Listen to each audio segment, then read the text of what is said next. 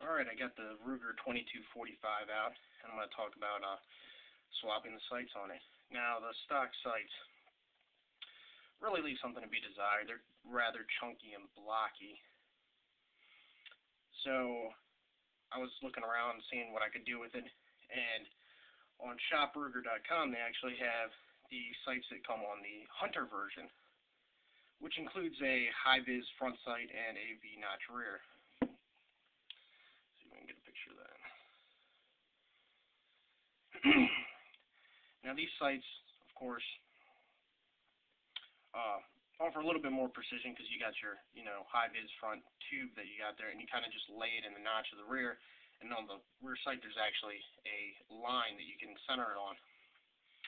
Now this front sight comes with several different tubes. You have different types of options on tube diameter, how big your dot is essentially, and also color. You have red and then of course the bright green. Changing them out, you just use this little Hi-viz tool. It slides under the front of the sight and unlocks it, and then you can slide the tube out and put a new tube in. But the front sight is just essentially you unscrew the old sight, and then of course you put in the new sight. It's that simple. There's one screw that holds it. I suggest you Loctite that screw though whenever you put it back on, because you don't want that sight working loose. Now the rear sight's kind of tricky. You have to take out the windage adjustment screw all the way, and then you have to work it back and forth until you get this rear sight blade worked out. Now there's a spring in there that holds tension on it, so it can't, wiggle around whenever it's finally set in place and you have your windage adjusted correctly. So you got to watch for that spring and make sure you don't lose that spring whenever you pop out the old rear sight. Now to get the new one in, I used a small Allen key and actually compressed the spring, and then you got to kind of wiggle this one in and stuff, and it's kind of a little bit of a pain, but you'll get it sooner or later and you'll see how it goes. And just work with it, keep your cool, don't damage anything, and it'll pop right in there. And then of course once you got it in, you got yourself a nice new sight picture and a little more precise sight picture.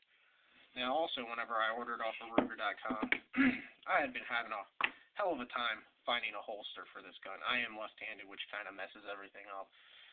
So I was having a hell of a time trying to find a holster, and on their website they actually have holsters specifically made for each kind of Ruger model that they had. So they had, this one is for, of course, the 4.5-inch barrel and left-handed, and the Mark III version.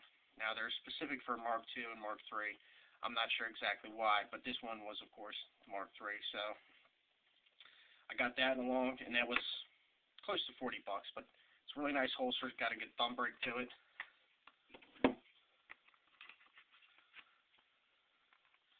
The snap's nice and positive, and you just grab it, brakes, and then you can draw it.